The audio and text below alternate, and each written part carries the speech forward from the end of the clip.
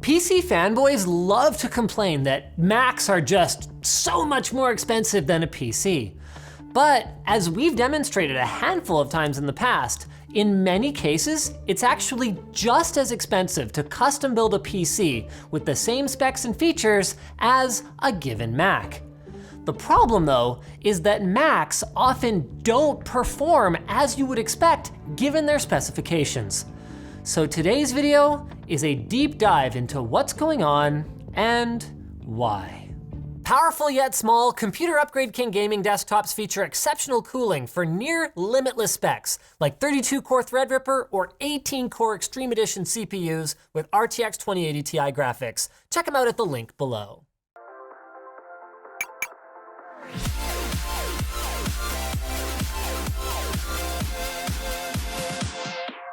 Now, as you probably already know, Apple designs their own computers. And when I say designs, I mean designs. They're slim, they're lightweight, and they've got specs that make your eyes light up and go, ooh. But in the pursuit of sex appeal, they often don't do those sometimes very impressive specs justice. The reason? Thermals. Now, this is a little bit strange for reasons that we'll get into more later, but watch this. I can fire up quite literally any stress test. This is Prime 95 right here. And within moments, I will have temperatures rapidly approaching 100 degrees, the point at which most Intel CPUs will throttle back their clock speeds in order to protect themselves from damage. How can they get away with this? Well, Apple's done a little bit of trickery here and adjusted the voltage and fan curves in macOS so that they can hit a higher thermal threshold without throttling too far below Intel's advertised base clock. But even at room temperature, it's on a knife's edge. And in boot camp, those tweaks get thrown out the windows. Pun intended. Which means the voltages are higher and the threshold for throttling triggers sooner, making for a sluggish mess of an experience overall. This actually made waves back when the 2018 MacBook Pro launched because Apple accidentally didn't have those tweaks enabled in macOS, meaning that the Core i9 equipped model throttled well below base clock at 100 degrees. Now they promptly fixed it, but is it fixed? Or is it just software trickery to mask a bad design? To find out, we designed a little test. We compared the MacBook Pro 2018 and the Mac Mini running the Blender classroom rendering test using their stock cooling solutions at room temperature against the exact same two machines inside a custom chill box of our own creation that we held well below ambient temperatures. And what's obvious from our test is that in Apple's pursuit of sex appeal, they're leaving a significant amount of performance on the table for their users. Now, the obvious retort might be, yeah, but that's a totally unrealistic scenario. Would a laptop PC achieve these results? And in fairness, the answer in many cases is no. Most notebooks, PC and Mac alike, with Intel HK series chips, thermal throttle. But many of them to a lesser degree. Part of the problem boils down to Intel's delays in getting their 10 nanometer production going, and this is compounded by their recent pattern of releasing processors with TDPs, so this is the amount of heat that they're supposed to output, that are spec'd much lower than they actually should be. They've even done this with some of their desktop processors. Essentially, what they're doing right now then is stuffing more and more cores into the same package size as before, but with the same transistor size, meaning that they're generating more heat. That means that the only way for a manufacturer to rein in these chips is to test them themselves, then overbuild their cooling solution, which clearly can actually be done. It's just that Apple isn't doing it. And the thing is that even if you don't care about getting every last drop of performance out of your computer, this creates other problems too.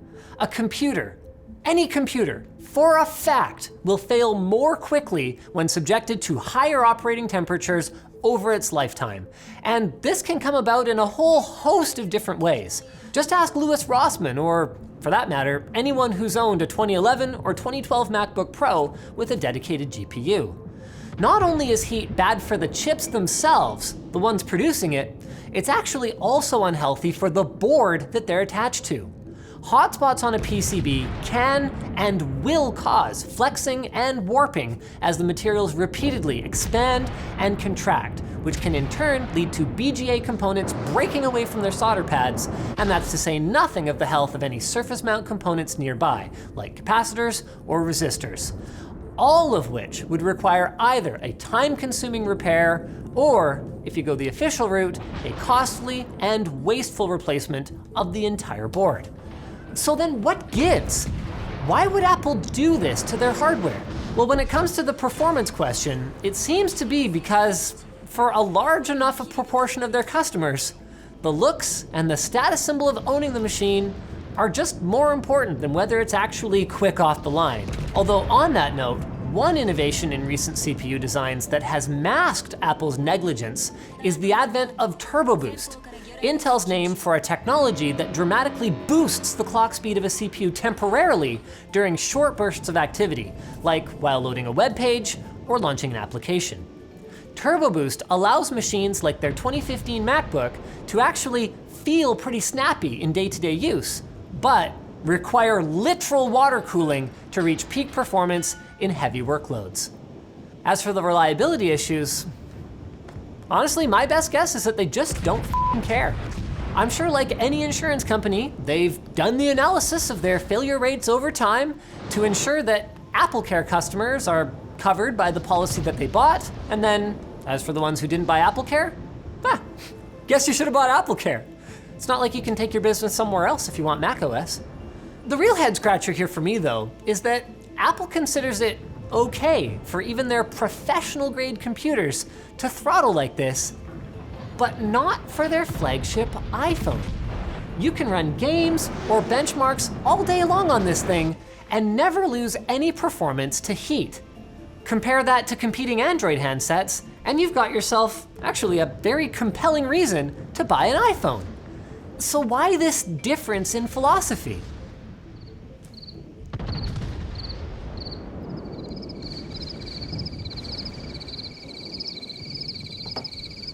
Oh, sorry. Oh, you were waiting for an answer. I actually don't have one. But what I will do is I'm gonna put that on my list of things to ask my good friend Tim Apple if he ever agrees to sit down for an interview with me. Although I sincerely doubt that's ever going to happen because I'm going on the record now saying that my next question then will be, why do you advertise your products in ways that you know for a fact are misleading? The 2018 MacBook Pro's product page is a great example of this.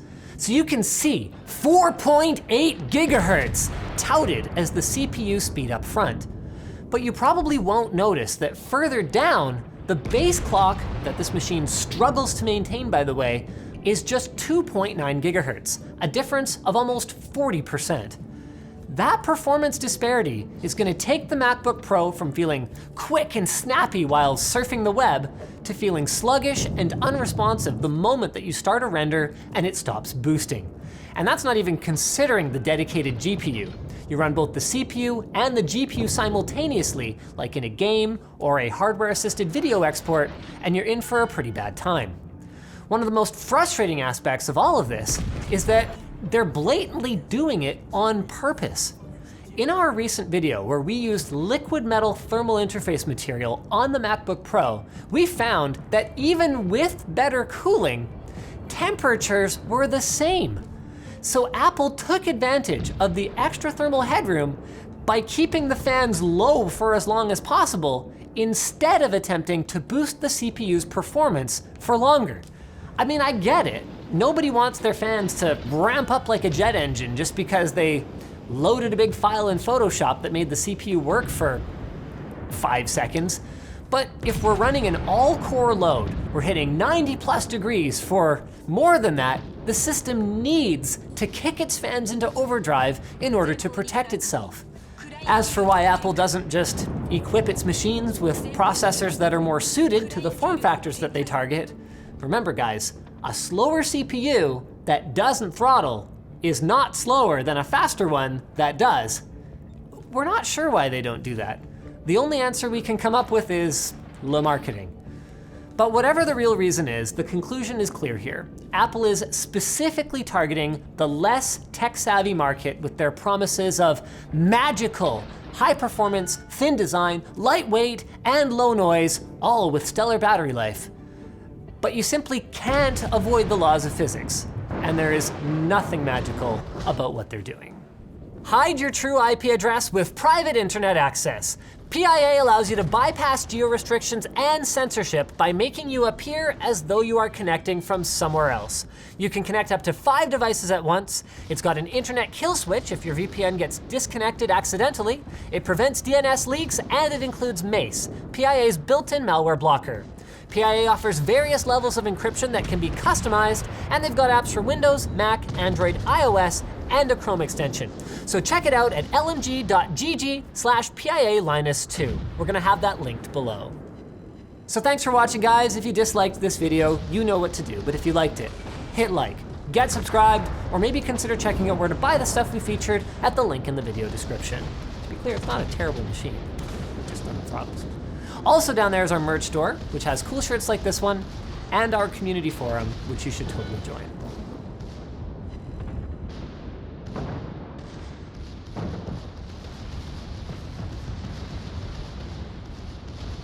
For the past few years, MSI has really been pushing the limits of how much power can be crammed into a small case and cooled properly with their Trident lineup.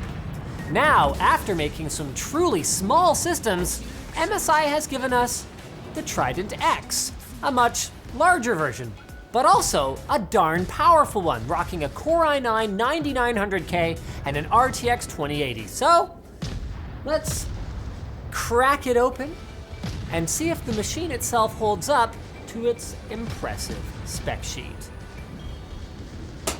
And today's video is brought to you by Honey. Honey is a free web browser extension that will find you the best promo codes on many shopping websites like Amazon, eBay, and more. Get it today at honey.com/LTT. It's free.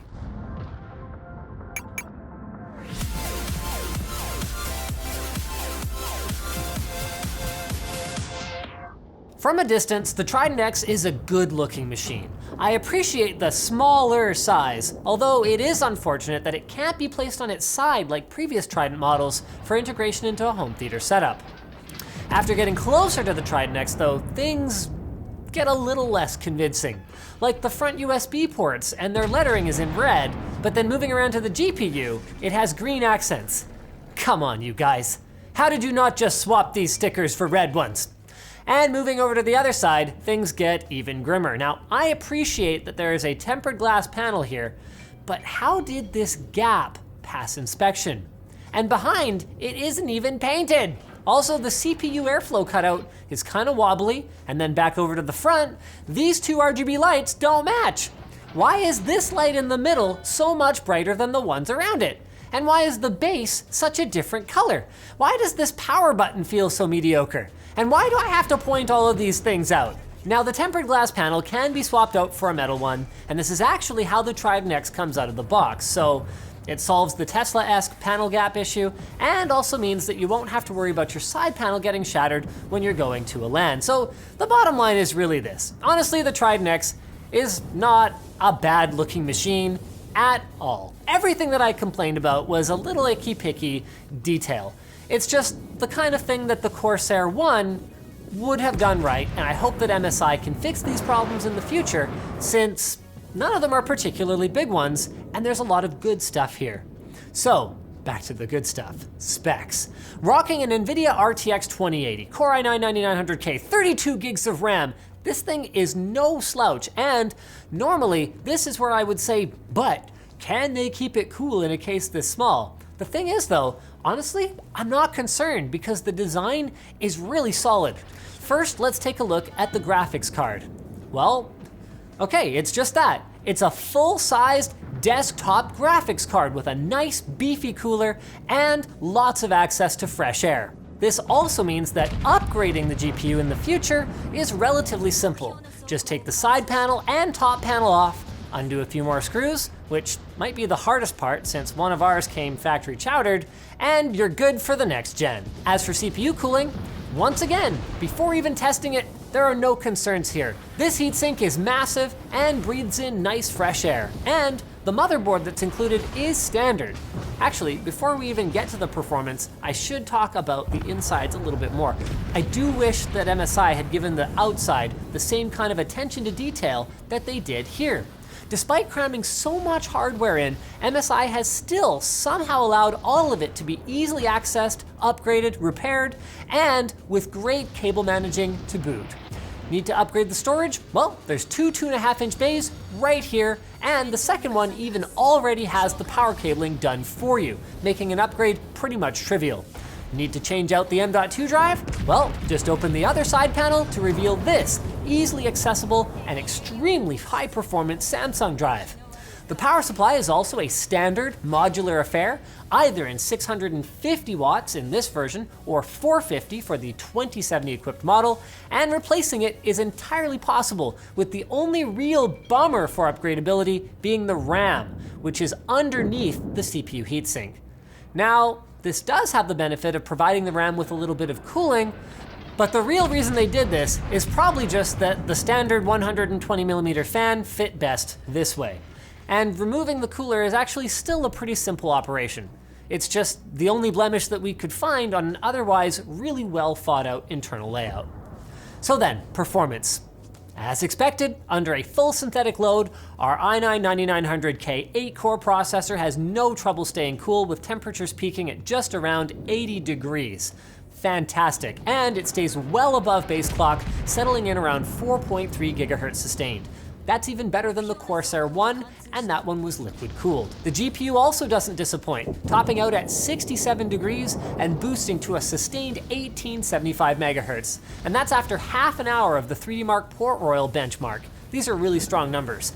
And even more impressively, it does this while remaining very quiet. Like, okay, it isn't quite Corsair One quiet. That thing is really quiet. Even under full load though, I was hard pressed to hear the Trident X over the HVAC in our office, and I doubt it's gonna be annoying to anyone, even if it's sitting next to you on your desk. Like, this one's running a benchmark right now. My mic is right here. So all this adds up to then the Trident X giving us, well, the expected desktop levels of performance. You want a game? Expect heaps of frames. You want to render a video? Well, don't expect it to take very long. Basically, you're getting bomb-ass hardware in a smaller case, and you don't have to worry about building it yourself.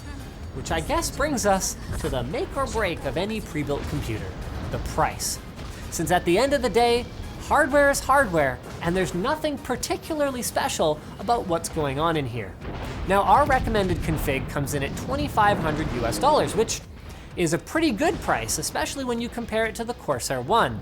But it's still actually about $500 more expensive than building it yourself, which also gives you a little more flexibility and could result in you ending up with a system that looks more to your liking.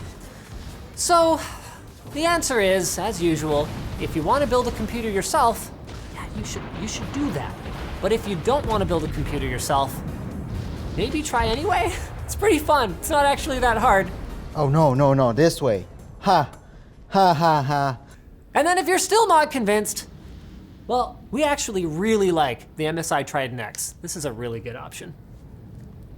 Speaking of great options, our sponsor, Ting, is the mobile carrier that's focused on customer service and customer satisfaction. When you call Ting, you don't speak to a robot, you get put through directly to a person, and for some reason, that kind of customer service doesn't cost extra. With Ting, you pay only for what you use, with the average bill coming in at just $23 a month per device. If you're stuck in a contract and you switch to Ting, they'll cover 25% of your cancellation fee, up to $75, and they've got lower mobile data rates than ever. It's $10 per gig beyond the second gigabyte. And one of the ways they want you guys to save money is to enter their giveaway, since you can win a Samsung Note 9 and other great Ting swag at start.ting.com. So go check it out if you want to lower your phone bill over at linus.ting.com. And by the way, if you go to that second link, which we'll have down below, you will get $25 in Ting credit. So thanks for watching, guys. If you disliked this video, you can hit that button, but if you liked it, hit like, get subscribed, or maybe consider checking out where to buy the stuff we featured at the link in the video description. Also down there is our merch store, which has cool shirts like this one, and our community forum, which you should totally join.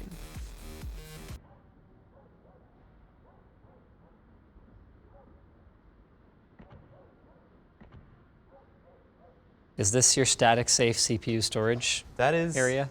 so statically safe. Wood is an insulator unless it's wet, in which case it's not. Okay. It's only like $1,000 CPU. Like realistically, you're gonna drop it anyway, so like. So inside this box is one of the most bizarre products to ever land in our inbox. I think both Jake and I had exactly the same reaction. Gigabyte sends out this press release and they're like, "You guys, we have water-cooled overclockable servers." And we were both like, We need that. well, no, I think the first thing I said was, but why? I definitely just wanted it. And if you do have that, can we use it to replace our networked video transcode server? So we're gonna answer all of those questions and more after this message from our sponsor, Pulseway, who you can use to monitor your servers.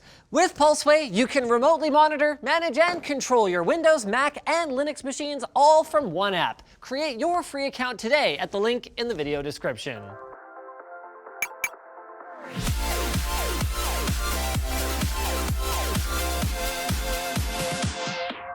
Okay. Who's taking it? Well, I was just gonna. Here, it's all you. bud. Classic, you take it, I got it. Yeah, just go for it. I believe in you. Oh, okay. That's not too bad. So, the first thing we notice about this, after that it includes some handy toolless rails, that's nice, is that this is a 1U server.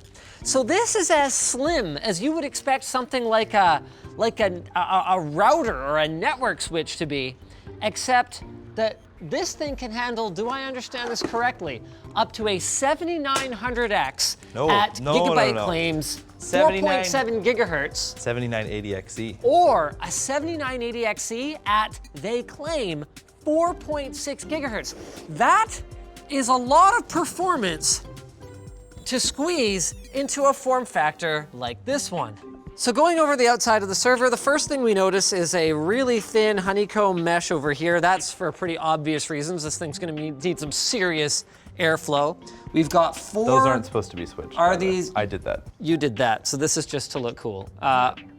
Are they all I put it in SATA or some of them NVMe I or think what? they're all SATA, yeah. They're all SATA, all right. It's so weird. It's like they let someone like me onto their product team. It says 2 times U.2, 2 times SATA, hot swappable SSD base. Well, there you go. Maybe they were The color-coded. back plane up here, it's not all plugged in, and there isn't enough cables to plug them in, so. All right, well, we'll have a look at it here. First, we can check out the back. So we've got 1 management port, 2 gigabit network ports. That was a little disappointing. 10 gig would have been nice. Serial as well as VGA, and then these are interesting. Check this out. So if I were a betting man and someone said, this is a 1500 watt power supply, how many watts do you think this one is? I would probably say something along the lines of, well, if this is a per volume calculation, I don't know, 250 to 300, no. This is an 1100 watt, 80 plus platinum power supply that is cooled by this fan. And there's 2.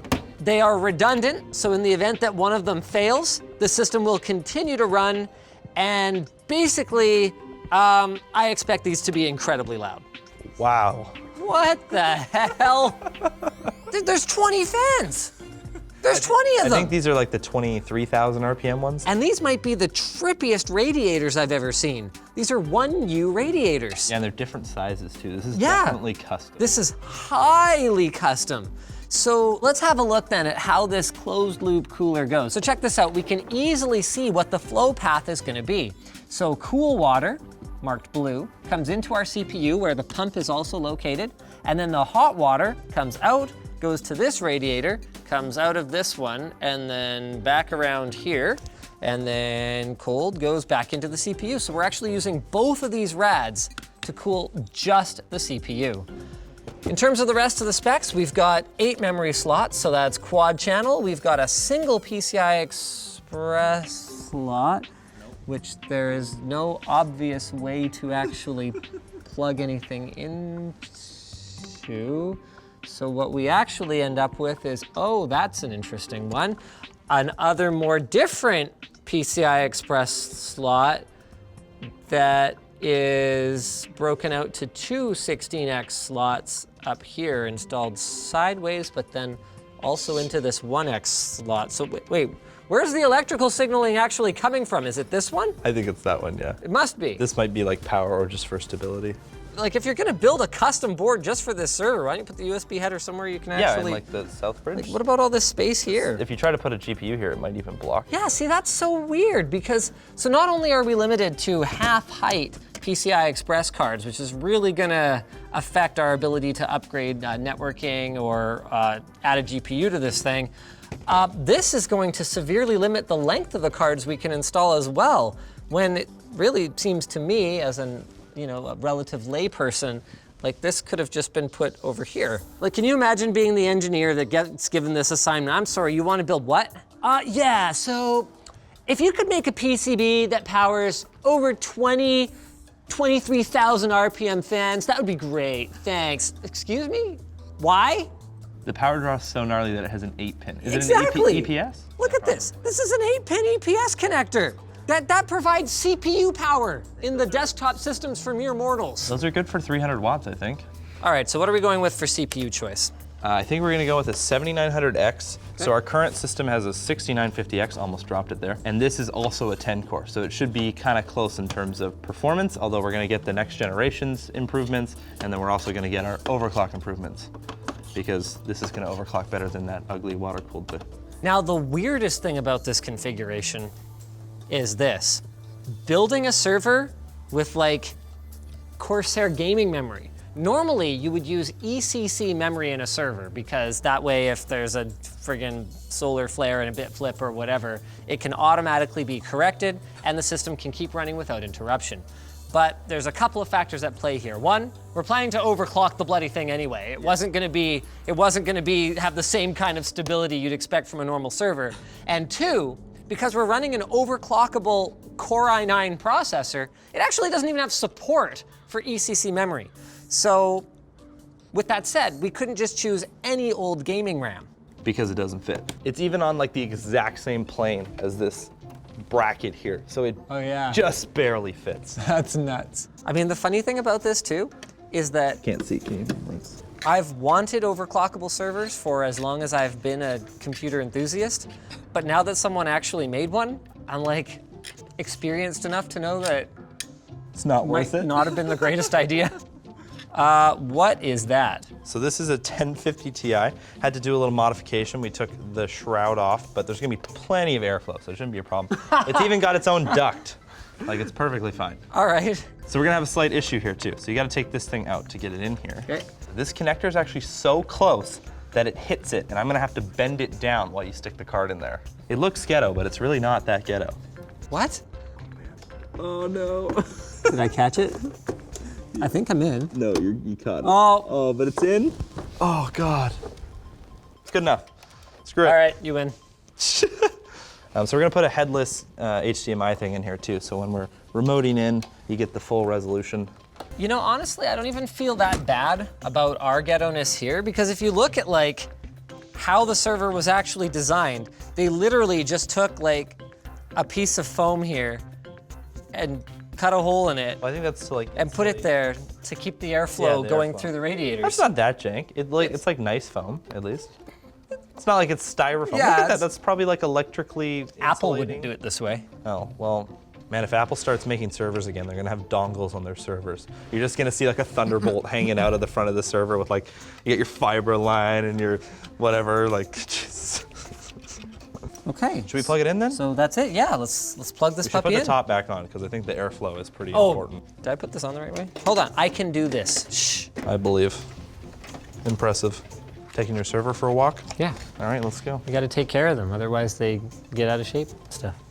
Okay, so we just found a spare spot in our server room. We're just gonna let it sit there. Yeah, just slide it in there. I mean, the rails are really only designed for one server, but like, whatever. Yeah, it's not like that's a really heavy one anyway. That is really, really loud. Like honestly here, hold on, can we close this door for a sec? Yeah. You can still hear it. Yeah, even so clearly. Even with all the sound deadening that we put in this room, which people mocked me for, but actually Works phenomenally. Thank you. Yeah, but that that's pitch, bad, yeah. it penetrates. Like, I'm over by the green screen now. That's an actual problem. Like, yeah, no, I don't know if that's gonna. Okay, it just dialed it back a little. Yeah. Okay, right now it's fine. So the process of overclocking this thing was actually kind of a nightmare, but we're there. And our CPU is running at a cool 4.7 gigahertz. Now, it wasn't actually that easy to get it here. Gigabyte's manual for this server doesn't exist yet. Yeah. And there's some extra steps. So in addition to setting your core voltage and setting your CPU multiplier like you would overclocking on a desktop board, you have to key some magic value. So let's go ahead and hit it with a stress test. 65 watts at idle. Not bad. Oh, 69. 69? Yes! Not bad. All right, so let's start a stress test. Make sure she holds. 100% utilization, 4.7 gigahertz. What kind of temperatures are we looking at? 60 to 70? 50, 75 degrees. Heck yeah. So we loaded some stuff on here. We've got regular Cinebench, which we're gonna run real quick here. And by real quick, I do mean literally real quick. This should be very fast. And then to address that Cinebench has actually gotten to the point where very high-end processors run it too fast to use it as a reliable benchmark. We've got the new unofficial, what's it called? Cinebench? Extreme. Extreme. We're gonna try that out as well. So kicking things off, we got ourselves 2,500 points, which Is pretty good. now let's try Extreme, which is basically just 4 times the You gotta resolution. close this one first. Whoa, look at those temps! Yeah, they're starting to get up there. Woo! That is quite the load. Wow. We are above 90 degrees on a handful of cores here. You might say that this benchmark takes a hot minute. Okay, I'll give you that one. Oh, we did detect some overheating, but our throttling percentage is 0. And it finished. So she seems to be just holding on. 656, which I have no context for because this is a brand new benchmark I've never used before. So why don't we go ahead and shut all of that down and let's do our network render. Okay, so I got just down there. That is one of Adobe's sample files. Sure. So we're just open up the final one.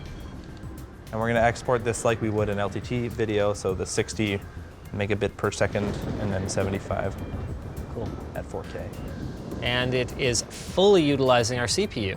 So one thing that we observed about our network render server way back when I had intended to use like 18 core Xeons in it or something was that there's a limit to how many threads Media Encoder can actually use. So it's better to have fewer higher clocked threads than it is to have many, many threads in a lot of cases, which is how we ended up with an overclocked render server in the first place. So this looks like it could be a viable replacement. So the results are in, and Cinebench, both Cinebench and Cinebench Extreme gave us 20% increases in performance. That's actually quite a bit more than I was expecting. Right. So the increase in clock speed is 17.5%. Yeah, but still 20%. So we're getting like what, 3% increase IPC? But then in Premiere, we actually got a 30% uplift going from, what does that thing have in it? A GTX 980 And a 6950X. and a yeah. 6950X. Not freaking bad. But the problem is it's loud. The other problem is that this whole experience still hasn't really enlightened us as to what the crap this thing's actually for. So Jake intrepidly sent an email to Gigabyte asking them, What is this for? why does it exist? Why did you build an overclockable 1U server? Can't even put a GPU, like it doesn't really have networking. Like what would you even use this for? And the answer is The finance industry. high frequency trading. So you would take this server, you need the highest possible freaking performance, you need something that's air cooled so it can just be slotted into your existing server room. You throw one of these puppies in, or maybe even a newer one. So this is a 100 gigabit InfiniBand card, so super low latency. You wire that up to your network, and the difference in these, like, what are we 10 talking, milliseconds, maybe 5 milliseconds. The difference there could be hundreds of thousands or millions of dollars in that industry. A couple hundred traders over a year. Like, it can be a big increase for a small amount of money. So the investment in one of these servers makes a ton of sense there, but for us, I'm not running out and recommending that everyone go and buy one of these. It's just too freaking loud. It's very loud. Otherwise, it'd be pretty sweet though. Yeah. Like, maybe we should just re-insulate the server room, like a second layer. Or we could even just put like more sound deadening around that box. Or we could just upgrade the server that's in there right now. But we won't be able to do that without getting paid by our sponsor for this video, PIA. Private internet access hides your true IP address and allows you to bypass geo-restrictions and censorship by making you appear like you are connecting from somewhere else. And you can use it on 5 devices at once with a single account. PIA helps prevent attacks by blocking unwanted connections. It auto-blocks all the traffic if the VPN disconnects, and it prevents DNS leaks and even includes Mace, PIA's built-in malware blocker. It supports multiple VPN protocols and encryption levels, so you can dial in the level of protection you need. And they've got apps for Windows, Mac, Android, iOS, Linux, and a Chrome extension. They've got over 3,000 servers in 33 countries, and they don't log user activity, so check them out at lmg.gg/PIA-2. We're gonna have that linked below. So thanks for watching, guys. If you disliked this video, you can hit that button, but if you liked it, hit like, get subscribed, or maybe consider checking out where to buy the stuff we featured at the link in the video description, as long as you're in the high-frequency trading Market. portion of the finance industry. Yay! Also linked in the video description is our merch store, which has cool shirts. Ooh, it's Debo today. Nope, we don't have this shirt. But maybe that jacket? This jacket will be coming eventually. Cool shirts like that one. Ka-ching! Shill that! Shill it, Nick! Oh, wow. Whoa, whoa! Whoa. And I think we're done here. All right. Oh, join the forum! Join the forum!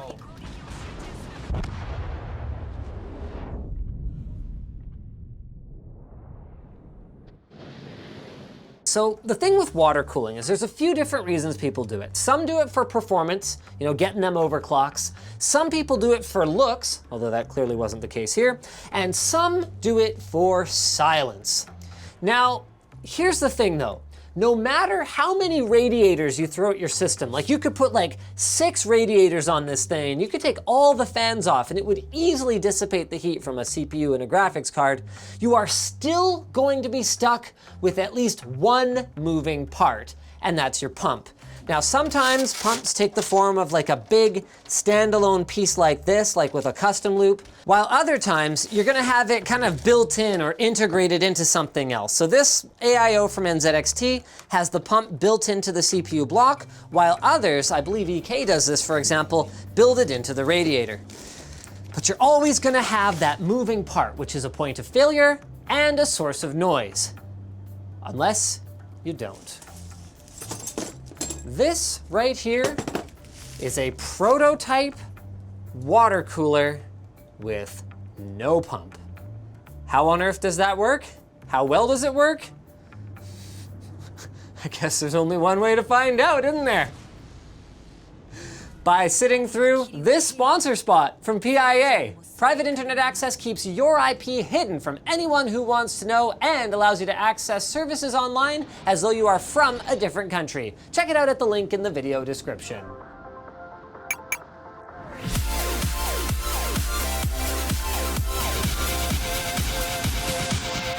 So I first got turned on to the idea of pumpless water cooling when I was reading a post on extremesystems.org, that's a blast from the past, way back in 2008.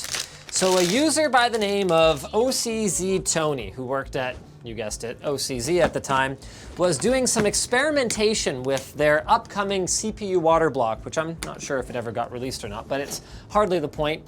And he posted that he had figured out a way to use convection, just the natural convection of the heat of the CPU warming the water, causing it to rise up one tube, and then get cooled by the radiator, causing it to fall down the other tube in order to achieve enough circulation to get a functional, like, custom grade water cooling loop, all without any risk of failing components and without any noise whatsoever. Tony's approach had a couple of fatal flaws though. So for one thing, it wasn't possible to get a ton of circulation. So modern CPUs, like the 18 core one in here, were gonna have no chance of moving enough water to carry all that heat away. And number two is that it relied on a very specific layout of the entire system so that the convection action could get started in the first place. So the radiator would absolutely need to be above the CPU socket, and then once you started to add multiple heat sources, like, you know, a graphics card or something, well then life gets really confusing. Fortunately, there are other ways to move fluid around inside a closed system. Take this, for example. This looks like an ordinary PC tower cooler, but inside these heat pipes are tiny capillaries that allow the coolant to flow up and down the heat pipe in order to allow it to transport heat much more quickly than just solid tubes of metal would be able to do. That's part of what makes these things so efficient. So in a nutshell then, capillary action is the phenomenon that you would observe if you took a cup of water and then something thin, like a straw for example, and stuck it in. You would actually see that the water level inside the straw would rise a little bit, even though the force of gravity is working against it. It's partly caused by surface tension, and it is the exact principle that our cooler here works on. Now, I only gave you guys a really brief look at this before, but now we're going to take a bit of a closer gander. So first we've got a bog standard radiator. I think it's made of aluminum. And then we've got our CPU block here, which looks pretty normal. You've got your flat copper base, and there's only really a couple things about it that strike me as not ordinary. So one is this little kind of looks like a fill port of some sort that's been terminated by pinching it shut, kind of like you would do with a heat pipe. And two, the fact that the fittings, the block itself, everything about this thing is like soldered shut rather than using O-rings and screws in order to seal it. They are serious about keeping whatever's in here inside. But will it work?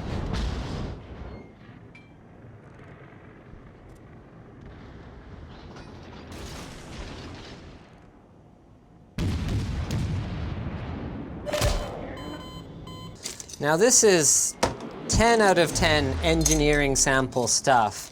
Ragin Tech sent it over, but this is not to be evaluated for its performance or the packaging or anything like that. This is just a concept stage device, which means that mounting this is probably not going to be that simple. There's no instructions. So that kind of looks like it goes there. That kind of looks like it goes there, and there, and there. This really does just look like cobbled together from scrap metal they found in the warehouse or something. Are these thumb screws or just spacers? These are thumb screws. Well, you only live once, especially if you're this poor CPU. My favorite thing about. Oh no, did it go in the power supply? A screw in your power supply is a bad friggin' time. One of the nuts appears to have gone missing. Well, hopefully we have an alternative nut. Oh heck yeah, the nuts from my test bench work. That was easy, I didn't have to go very far at all. We're also gonna need a couple of cooling fans. Did they say something about it needing to be above? I don't remember. Yeah, now there's some for sure. Whoa! So because this process is heat assisted, we're not actually expecting it to start flowing right away. Like, how would it do that? What would power it? So we're actually waiting for the heat output from the CPU to move the water around. We're converting heat energy into mechanical energy. But that means if there's no load on the CPU, then it's going to take a while for it to get hot enough down here to begin that process. And you can see here, our CPU is clearly not putting out a ton of heat. And that is a hefty copper block on it, so it's going to take a while for it to appreciably heat up. Now that CPU is pretty toasty at this point. You can actually see we're getting some more bubble action. Ooh, we're getting some real bubble action here. There's a big bubble. Look at it go. See that? It's actually starting to flow now. Now what's interesting is you actually see bubbles flowing out of both sides.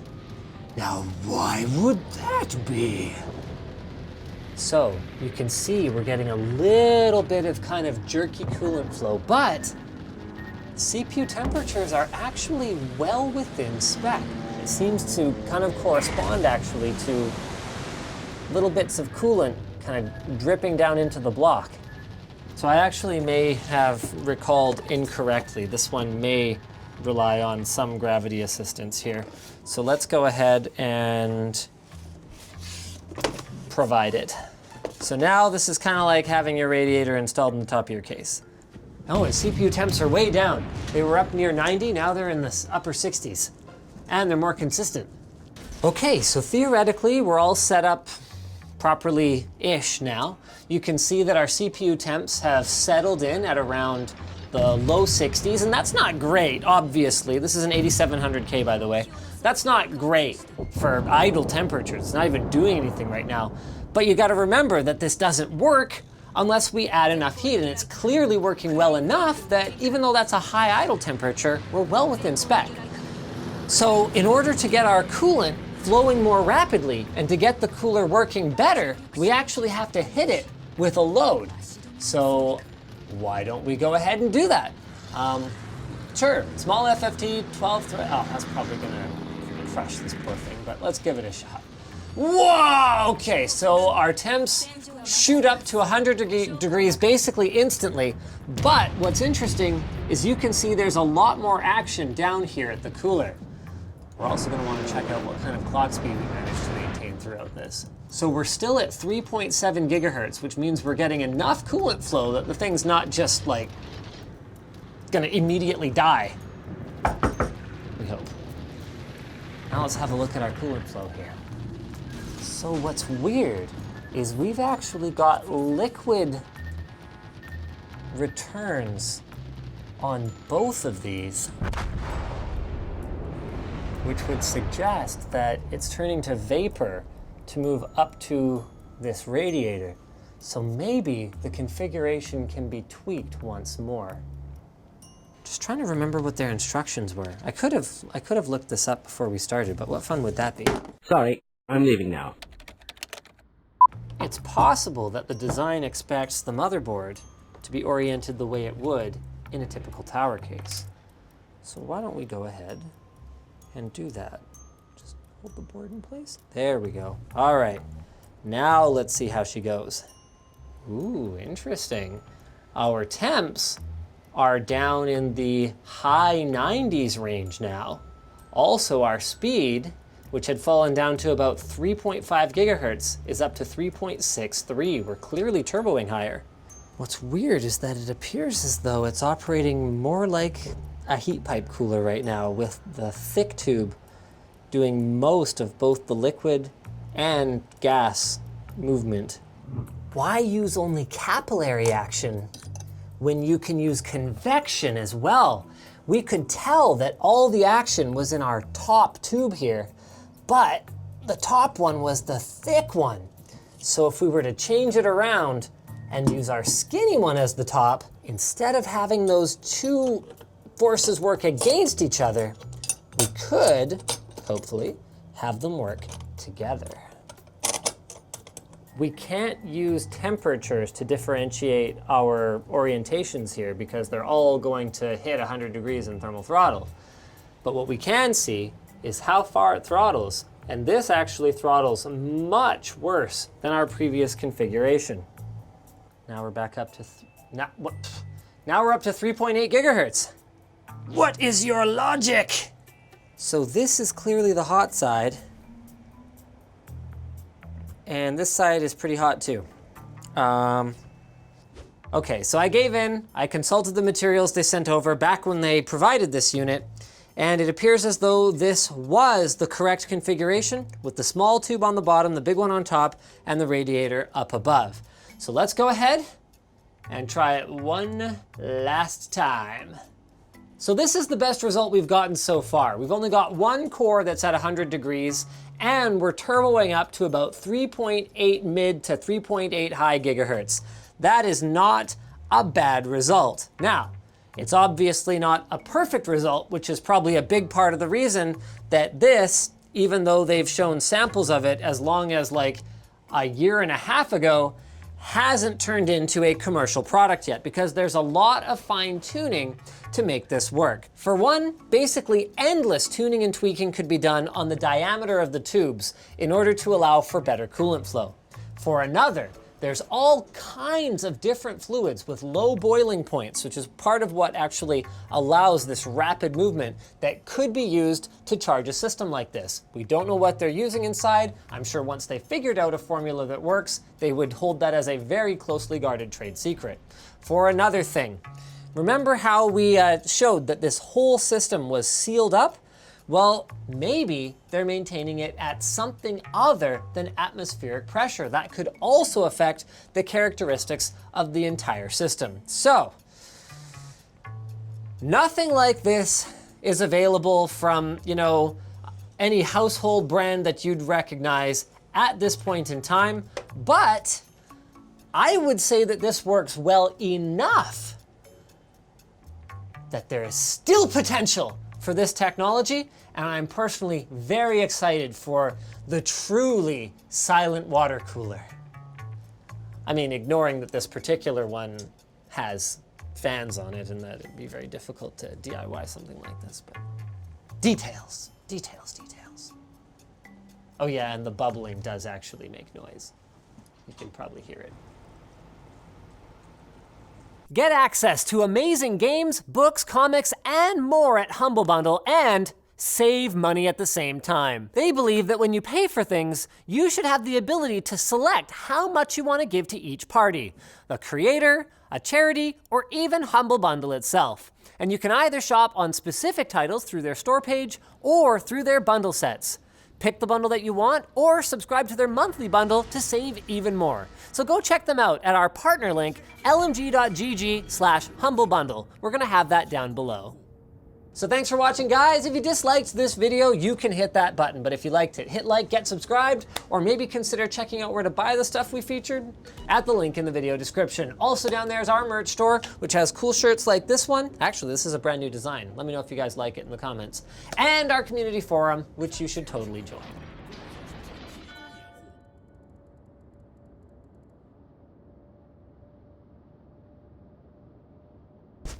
Come on, you can go faster than that, can't you? So you've just got your brand new PC and you want to do some overclocking, but that tiny air cooler that you have is just not doing it. So you could get like a radiator, a pump, and a reservoir, but all of that's pretty damn expensive. So what if you just buy the block and hook it up to your sink? Well, Linus said that's a bad idea, but he's on vacation, so We're gonna do it let's anyways. do it, yeah.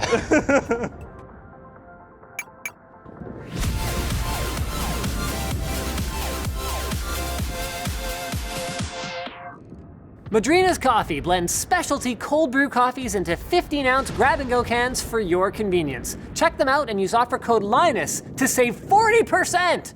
40% at the link below. So first thing we need to do here is just get some baseline readings. So what do we have in here, Jake? So this is a Intel Core i9 7900X. We got a Titan XP, not P, but Pascal, same thing. We got an AX 1500i, which is super overkill, but really what we need to look at is the temperatures here. So in the hottest core, we're looking at about 56 degrees. This is at the stock clock. So I guess, should we overclock it first? No. Let's wait until we get the sync going, right? Yeah, let's just see how it performs compared to the sink and go from there. And that's with a 360 mil EK water blocks rad. Oh! That's my favorite technique. Just give her a good blow. Some stamina here. Jesus. Dude, I don't think it's gonna seal very well. Does it even stick to this? Does it matter though? I bet you if we put a fitting on that end of the tube, it would be easier to like mate the two metal surfaces together. Oh, why did you let it go? All right, let's It's just. stuck in the sink. I'm going to get another fitting. This guy, what an amateur, hey? I got it. We don't need Jake. Okay, we're just doing it. Yep.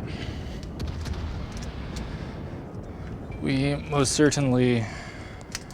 Oh, geez. This is a bad idea. I'm gonna go get some tuck tape because I don't think that your tape is good enough. Dude, what happened last time you used tuck tape? Is there video footage of that? Leaking. Yeah, it got dropped. It was fine until we put it under pressure. It was fine until it like needed to work and then it didn't. I don't think they engineered this around being able to do this. Okay, so do you want to hold it and I'll tape it? Sure. Let's cut a piece off here. What are you So here's- taping now? It's our return. A return valve. That's how we'll prevent that. Perfect. Cool. It's working. And I guess you don't have to wait for this to get up to equilibrium either, right? Yeah, there's no equilibrium. The water is not recirculating. We are just at it. Oh my god! So at idle, we're sitting at about 14 degrees. 4. So This is just how you get subambient. You remember that it stupid? shouldn't go up It's gonna go up some. like a bit. Like my guess is 38 average. That's really good though. Oh my god. Okay, so we're getting hottest core as of right now is 40 degrees, which is what, like 16 below what it was before? Yeah, 56 I think was the hottest core before. How's it going? It's good. Do you like our water cooling? It's the best thing you've seen all day. Coming out of the tap? Yeah. Yeah. What's wrong with that? Kind of a waste of water, guys. Well, It's not too bad. I'm upset. But look at our temperatures. Our hottest core on a 7900X is 40 degrees. That's not very many degrees. wow, Riley, you're so insightful. I guess this is the best way to water cool a PC after all. Are you ready? 3, 2, 1, go. You gotta keep it straighter. Okay, so we're gonna have to measure right from the bottom of the meniscus. Here. Ugh. And stop. So that was 11.8 seconds. We'll be using 150 liters per hour. So I think before we overclock that we can take this to the next extreme. How is it gonna get better than this? So, We can't hook it up to the fridge. well, but do you know what we can do with the fridge? We can just take yonder bucket of water. Okay, so I'm kind of missing, but you get the idea. So yeah, we've got this $22 submersible pump. So the idea is basically we have a bucket, we fill it with ice, we put the pump into the bucket of ice, then sink goes to bucket, goes to pump, goes to thing, goes back to thing, drains into the sink. Oh, we want that over here. Why? What is with you and putting the water back in the thing? Because we're gonna have really cold water, so you want to have the cold water kind of like doing its thing in here. Yeah, and then we're just dumping hot water into the cold. Like we're. It's not going to get like above ambient Okay. in the time it goes through there. All right, fine. And I don't think we can keep up with the pump with this. Oh shit. This is true. Is there a speed setting on there? All right, so Oh my god. pump is getting plugged in now. Is that pump supposed to be submerged? Yes, Yeah. it's a Oh wow, submersible dude, that pump. thing is kicking water. Dude, these lines are so cold already. We're gonna kill this CPU for sure. No, This board is gonna be Dunzo's. so we're sitting at about Oh, Sub-Zero, -1, baby! yes. Dude, we have a finite amount of time before this. But yeah, board we're is looking fried. at about three-ish degrees. Is So it still subambient? Oh no. Okay, so, So it's our- 22 degrees in here. Yeah, our hottest core at the moment is 24 degrees, so we aren't sub-ambient. We're damn close, like we're doing better than we did with the chiller.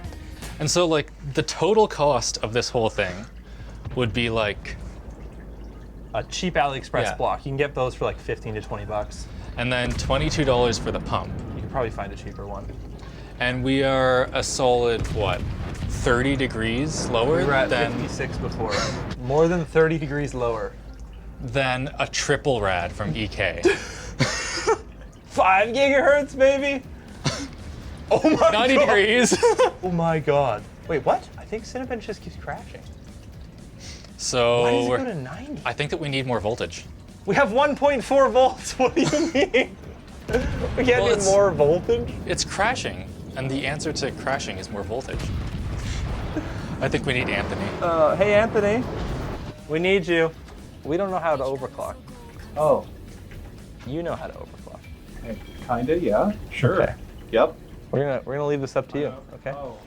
Uh, Well, see, that's what I was hoping that non-committal answer would prevent, but. Okay. See you later. Enjoy, buddy. Oh boy, Okay. Okay. that's a thing. All right. So let's go Ida.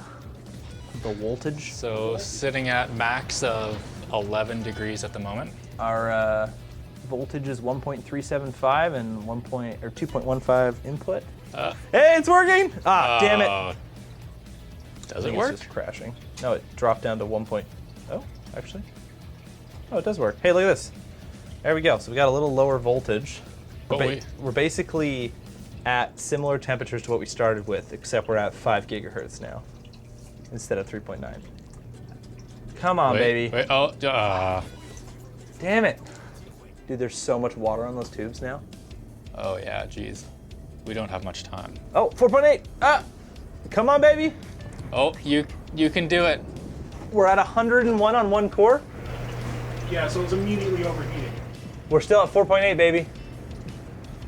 No! We can drop the voltage to like 1.35, I guess. I am concerned that this is just a processor. Yeah, it might just not be a very good overclocker. I'm just so disappointed. I want Yeah, 5. well, sometimes you can't have nice things. I guess that's part of the story, right? You bought all this stuff, you can't just go return your CPU because, well, actually, you can definitely do that because Amazon, but you're not supposed to just return your CPU because it doesn't overclock well. So I guess we'll get to the best we can get to. Oh, I had XMP on. Oh. So, Sweet. do you think that would hurt it? Yeah. David. David. Oh, oh, Oh, we're screen capping. Ah. did I do it? Did I do it? What did you change? I changed everything to auto. Wait, what's our? Wait, go back to our thing. What is our? We're at We're at 4.3. Why are we What at did you even 4.3? set the? What? Why did it? What? What? Okay, so, well, this is disappointing. All right, 4.8, baby. It's. Oh, how did it's- this? What did you change? You just set it to auto. Auto everything. That's how you overclock X299. So there's no way at all that this could be done with just regular water cooling. No. Would So be at this- like 4.4 maybe, 4.5. This right here is definitely like what you put in your forum post. You're But like, yeah, this. So it works then. Yeah. If you just want to get another 400 or 500 megahertz to hopefully 500. 6,000! Yeah, baby. 60, 88. Yeah, That's almost 6,100. I think we can push it a little further. You think we can go further? I think we We are can at 93 degrees there. Well, I think I'll try to leave the voltage another 100 megahertz. I'm gonna give her 1.385. Oh god, it just turned off.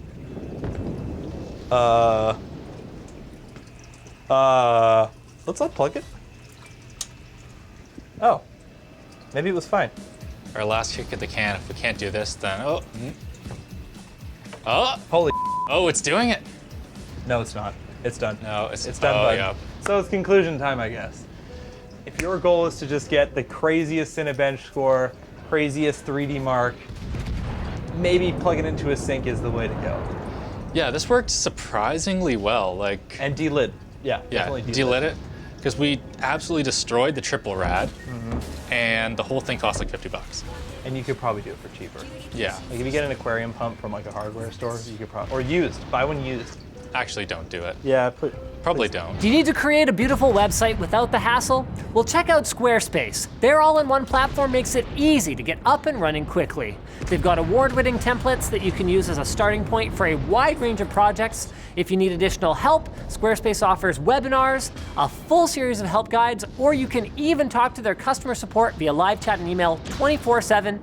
And they've got tons of great tools. Like if you already have a third-party domain, you don't have to give it up, just transfer it over to Squarespace. On top of that, they include e-commerce features to help you sell merch or services online and easily manage your inventory and orders. So head over to squarespace.com/LTT to get 10% off your first purchase.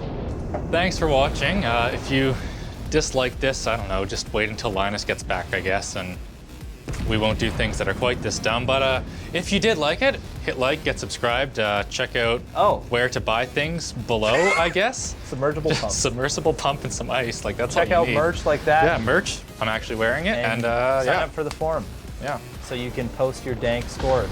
yeah. Please don't ever do this, but if you do, tag at, what is your Twitter? Alex the Greatish. Alex the Greatish and at Jacku_T because we want to see the madness.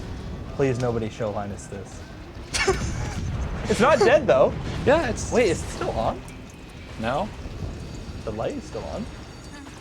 God, we should turn it off. Yeah, we should really turn it off.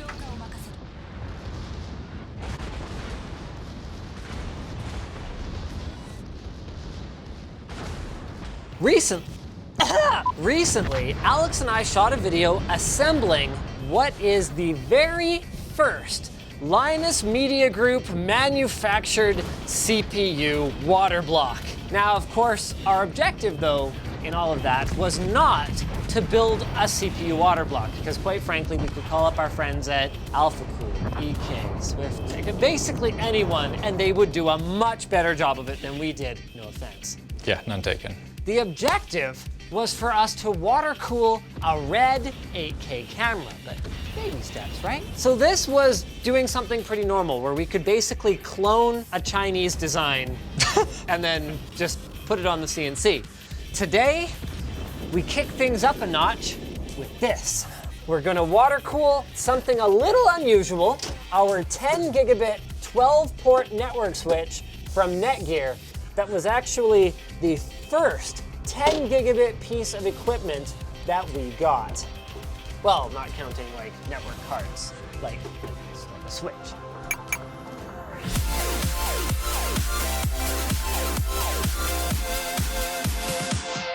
The Hot Docks uses the ErgoDox design, which keeps you comfortable typing away for long periods of time and features QMK firmware and hot swappable key switches. Check it out at the link below. So this is it. They don't get